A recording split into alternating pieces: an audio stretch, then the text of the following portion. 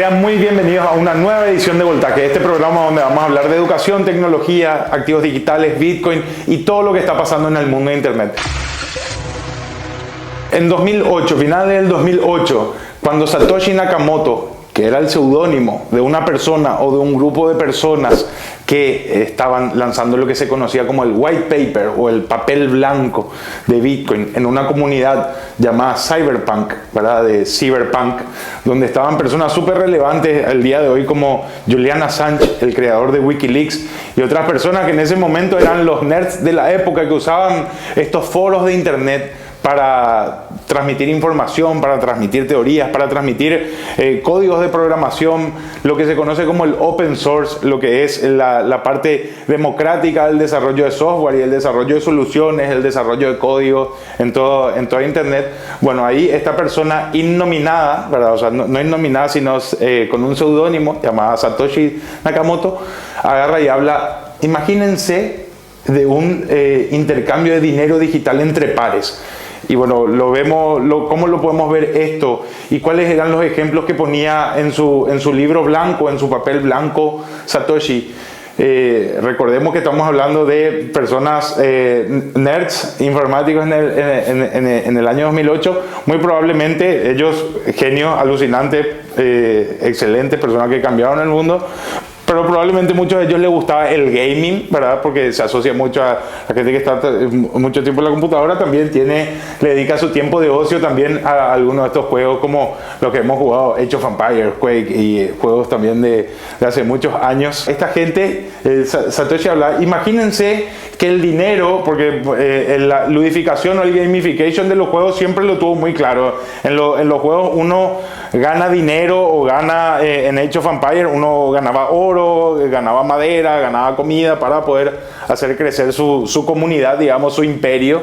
Y bueno, muchos de los juegos tienen esto, las monedas de Mario Bros, cada tantas monedas te daba una vida y así, ¿verdad? Y lo que decía Satoshi es, ¿qué pasa si nosotros podemos agarrar ese dinero de los juegos y comprar cosas en la vida real, ¿verdad? Y ahí explotaba la cabeza de la gente. O sea, ¿cómo vamos a agarrar el dinero de un juego y comprar algo en la vida real, ¿verdad? O sea, obviamente con un vocabulario más técnico del que le estoy hablando yo, pero lo que queremos es que se entienda y que podamos aprender juntos. Empezó a hablar de este dinero que podía ser creado y podía ser transmitido a terceros, o sea, persona a persona, ¿verdad? En inglés se dice peer-to-peer, entre pares, sin que tenga que haber un banco de intermediario, ¿verdad? ¿Qué pasa hoy? Que si yo quiero transferirle dinero a un primo mío que está en otro país o que está en otra ciudad, tengo que pedirle al banco que le transfiera ese dinero. Mi banco tiene que hablar con el banco de mi primo, y ahí se verifica que en mi cuenta haya el dinero que yo le quiero enviar a mi primo. Mi banco verifica eso, verifica con el banco de mi primo, ve si la cuenta de mi primo no está bloqueada, y ahí, o sea, hay un montón de cosas que pasan para que una transacción que podría ser como una flecha, ¿verdad? Podría ser directamente como que yo saque un billete y le dé a mi primo, ¿verdad? O sea, lo que buscaba Bitcoin era descentralizar el dinero, en este caso digital, a través del uso de estas transferencias. Y acá aparece este fenómeno que es súper interesante, que es la prueba de trabajo, ¿verdad? Ya les habíamos hablado alguna vez ya sobre la prueba de trabajo y qué significaba, pero vamos a volver a este concepto, ¿verdad? El concepto de prueba de trabajo nace en la cadena de bloques, que también se conoce como blockchain, que si bien no ha sido un invento de Satoshi Nakamoto, él lo vuelve a traer, le implementa nuevas cosas, y probablemente en un concurso de preguntas y respuestas, si le preguntan quién creó blockchain y ustedes dicen Satoshi Nakamoto, probablemente ganen, aunque no sea una realidad 100% verificable o real, ¿verdad? Porque ya hay ejemplos de blockchain desde mucho antes. Incluso David Chaum, que también era parte de la comunidad Cyberpunk, había creado DigiCash y había creado cosas muy similares en el pasado, antes de Bitcoin y antes de Satoshi Nakamoto. Incluso mucha gente decía en el momento cuando Satoshi lanza este documento del cual estamos hablando, dice, no, pero probablemente sea David Chaum o probablemente sea tal y tal y tal, y empiezan a especular en torno a todo este misterio, y cada vez esta especulación con los años ha tomado mayor interés. ¿Por qué? Porque Satoshi, obviamente, al ser el creador de Bitcoin y al empezar esta corriente y al ser uno de los primeros mineros en aquel entonces, a comienzos del 2009, cuando él lanza el código abierto de manera gratuita a internet, obviamente acumuló un montón de Bitcoin. O sea, hoy Satoshi, si no vendió todos sus Bitcoin, que sabemos que no lo ha hecho, ¿verdad? ¿Por qué? Porque el blockchain es inalienable. O sea, nosotros sabemos que están las billeteras y las transacciones que hay, ¿verdad? Es como un libro contable donde podemos ver como una base de datos que están cargadas de esas transacciones, ¿verdad? Así que hoy sabemos que hay una billetera por ahí que pertenece a Satoshi Nakamoto, que tiene un montón de Bitcoins, así que hoy Don Satoshi, sea una persona o un grupo de varias personas, es multimillonario, ¿verdad? Pero bueno, volvemos al papel blanco de Satoshi, este documento.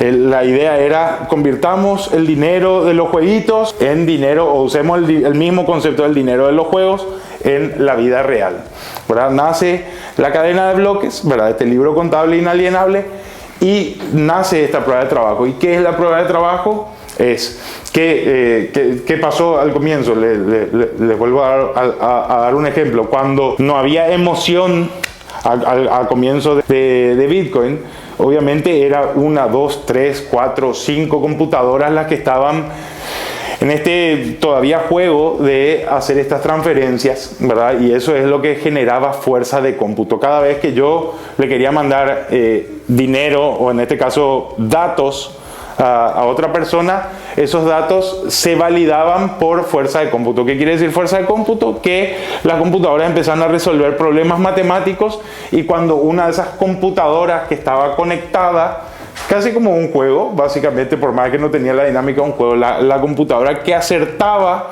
el problema matemático que validaba la transacción que yo acababa de realizar, ganaba un bloque, o sea, ganaba el premio por haber hecho ese trabajo, ¿verdad? Y así empezó a crecer la emoción en la red Bitcoin, ¿verdad? Como les digo, Satoshi lanza este libro blanco, o este papel blanco, en diciembre aproximadamente del 2008, lanza el código abierto lanza el sistema operativo, por así decirlo, el programa de Bitcoin unos meses después, de manera gratuita, open source, ¿verdad? Para que cualquiera pueda bajarlo y empezar a minar desde su casa. Y en estos foros se crea un foro que se llamaba Bitcoin Talk, ¿verdad? Ya un tiempo después, donde iban pasando información y donde personas iban apoyando al proyecto, que era lo lindo que tenía el proyecto al comienzo, ¿verdad? Uno decía, mira, Satoshi, es horrible el diseño de la web, yo te ayudo a hacer el diseño de la web, bueno, te pago con Bitcoin. No valía nada el Bitcoin en ese momento, era creer en el proyecto, ¿verdad? Lo importante acá fue creer en el proyecto.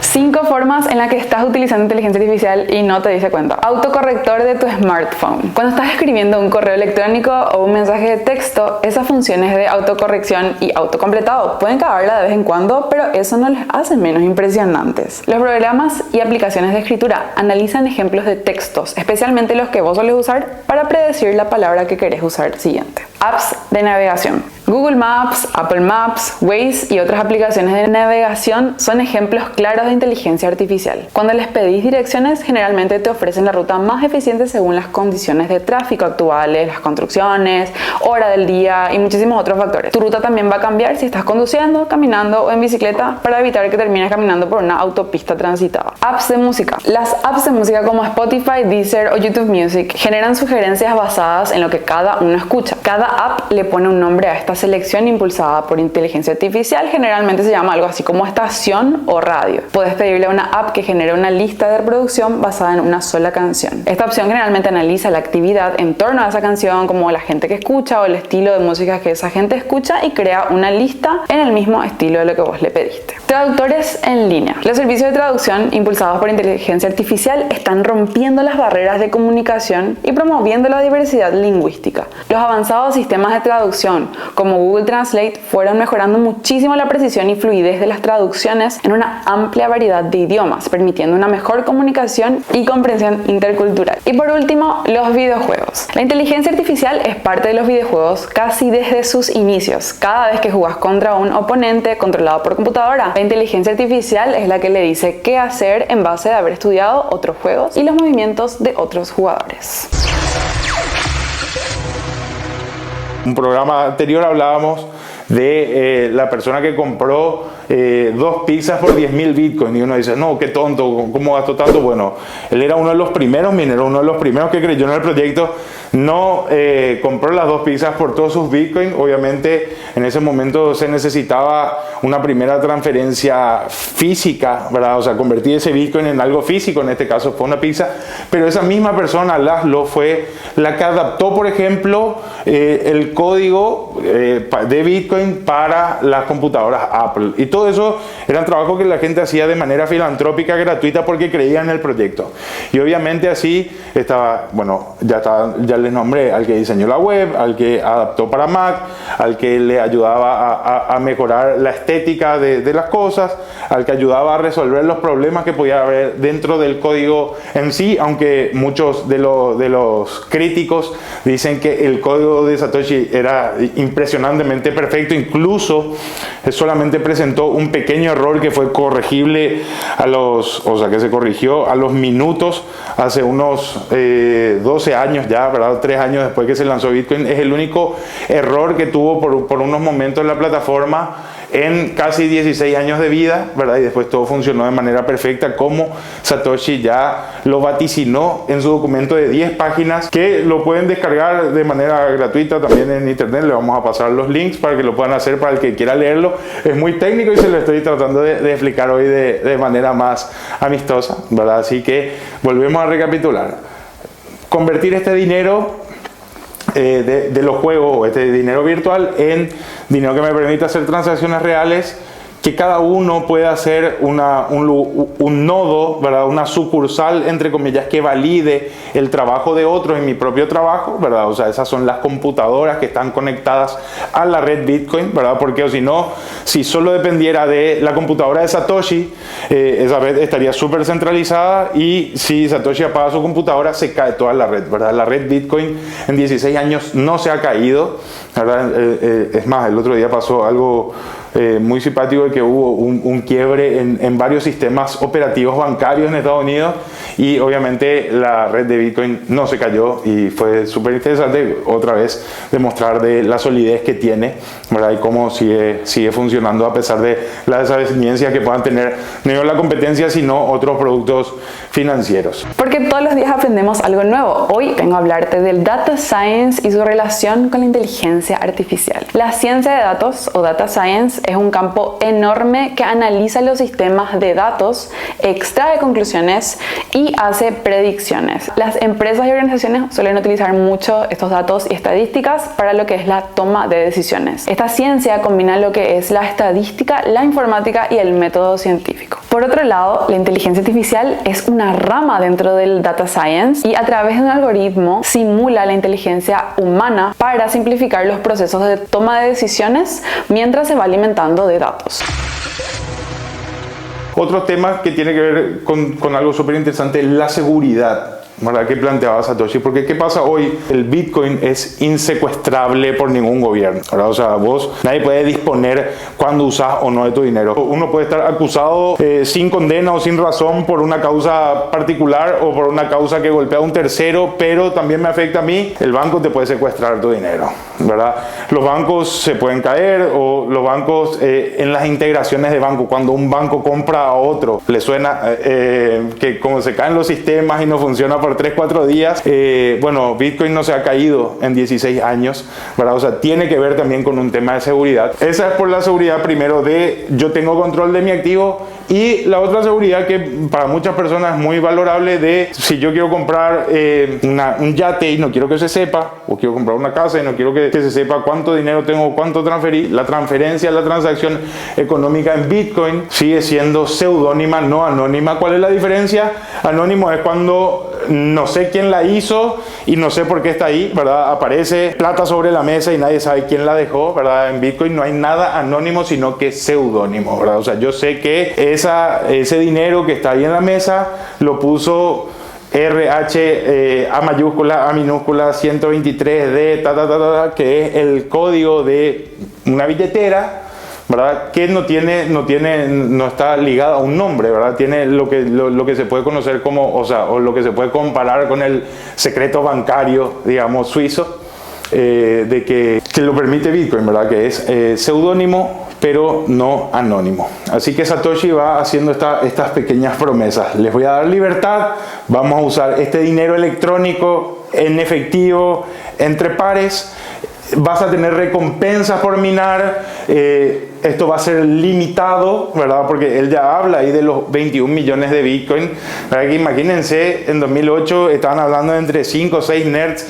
hablar de 21 millones de Bitcoin, de fuerza de cómputo. La verdad que Satoshi, un genio, un adelantado a su tiempo, vio clarísima la película. O sea, hoy Bitcoin, que en ese momento valía cero o nada, hoy está en los 69 mil dólares un Bitcoin, ¿verdad? Así que imagínense la capacidad de construir el futuro desde ahí, ¿verdad? Desde un texto de 10 páginas y desde el animarse, y también desde los primeros que creyeron en él, porque obviamente si no hubiera habido una segunda computadora que empieza a minar, o una tercera, una cuarta, una quinta, y que hoy son millones en todo el mundo, esta realidad de Satoshi y del Bitcoin no sería real, ¿verdad? Así que eso, cómo ellos se animaron cuando muchas veces decimos la realidad supera la ficción. Bueno, ellos trajeron la ficción y la volvieron real, ¿verdad? O sea, trajeron la lógica del dinero de los juegos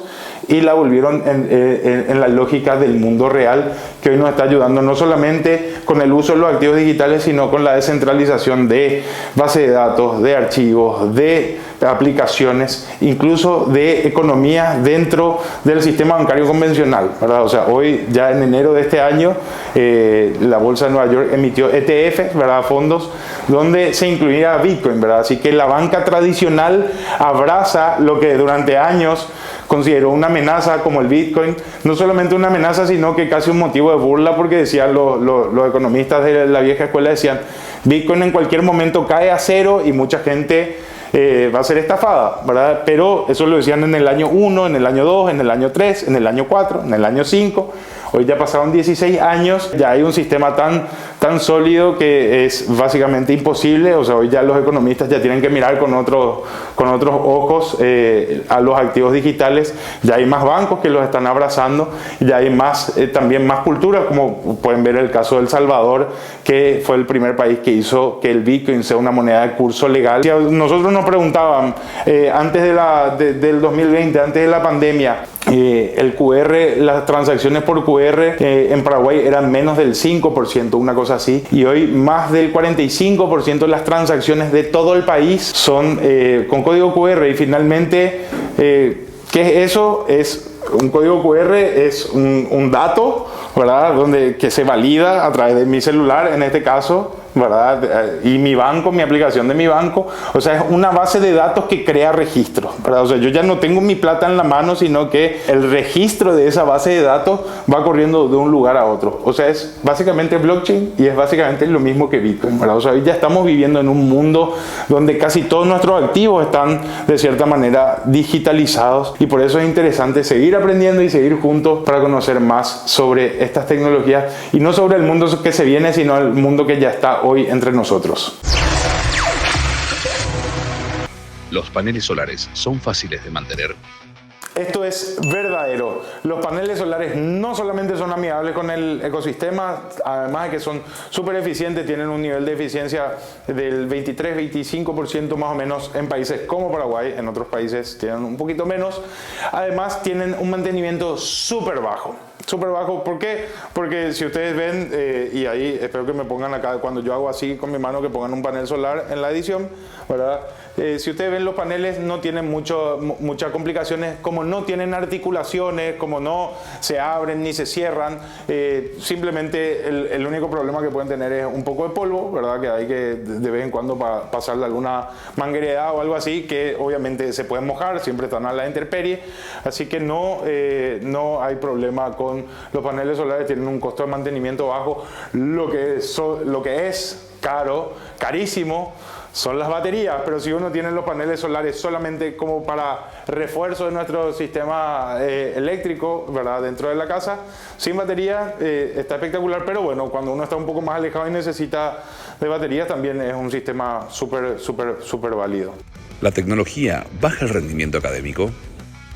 Esto es absolutamente falso. Según el Foro Económico Mundial, entre un 25 y el 40% de los estudiantes que estudian de manera digital tienen un mayor proceso de retención dentro del proceso educativo. Esto tiene que ver con que aprendemos en la medida en que diversificamos. Muchas veces cuando estamos cansados ya de leer un libro, si vamos a una imagen, si vamos a un video, si vamos a usar otras herramientas que nos permitan seguir con el proceso educativo, podemos ampliar nuestro campo o lo que se conoce como la visión de túnel del proceso de atención, ¿verdad? Así que adelante con los materiales audiovisuales, como digo, no cambien, no hagan un scroll para seguir viendo TikTok, sino quédense en los materiales educativos y atiendan sus clases, tomen notas como si estuvieran enfrente a un profesor real, ¿verdad? Porque realmente uno retiene mucho más cuando escucha, cuando ve y cuando siente lo que es esa clase. Vamos a imaginarnos que tenemos una cadena de farmacias. Cada una de esas farmacias tiene básicamente los mismos medicamentos y está en distintos puntos del país. ¿Por qué? Porque me permite tener acceso más fácil, ¿verdad? Si yo me siento mal, tengo gripe, no quiero ir a una farmacia que esté a 2 horas y media manejando o 3 horas en colectivo o 7 horas caminando, ¿verdad? Por eso las empresas, en este caso, hacen nodos de su sistema empresarial, ¿verdad? O sea, en este caso, las farmacias. Vamos a pasar eso al ámbito de la tecnología. Los nodos en blockchain específicamente son las computadoras o centros donde se está validando el trabajo y donde también se multiplica esto que se llama la ciencia descentralizada o la cadena de bloques descentralizada de Bitcoin, que me permite a mí de que si, por ejemplo, hay un apagón general en Estados Unidos y se apagan un montón de nodos que pueden haber en ese lugar, como yo tengo mis nodos en Paraguay y también tengo mis nodos en Sri Lanka o tengo mis nodos en Nigeria, el sistema sigue funcionando. Al no estar centralizado me permite que la operatividad, la validación de los recursos y que todo siga funcionando no dependa solamente de un solo lugar o de una sola central o de un solo dictador de información que diga, bueno, yo soy ahora el que permite que esto salga o que esto entre, ¿verdad? Eso es lo lindo que tiene la descentralización de blockchain, es que permite que desde cada lugar se esté validando información, de que cada lugar pueda tener su fuerza de cómputo autónoma y de que cada lugar pueda seguir haciendo fuerte una red, pueda seguirla haciendo segura y transparente para todos. ¿Qué es un pararrayo? Un pararrayo, así como lo dice su nombre, es un objeto metálico para rayos, ¿verdad? Que lo que hace es capturar la energía y atraer el rayo para no solamente que no caiga encima de las personas, en las ciudades o distintos lugares, sino en las fábricas, en las industrias, para evitar generar daños materiales de millones de dólares, ¿verdad? Y para obviamente no poner en riesgo la vida de las personas. Pero acá hay un dato súper interesante. Se dice que un rayo, muchas veces he escuchado y seguramente ustedes también, que un rayo no cae 2 veces en el mismo lugar. Es una mentira, porque en un pararrayo pueden caer varios rayos, incluso el mismo día, en la misma hora, ¿verdad? Pero volviendo al mito anterior de un rayo no cae 2 veces en el mismo lugar, pero sí un rayo le puede caer 2 veces a la misma persona. Así que los dejo pensando en eso. ¿Qué es el Wi-Fi Mesh?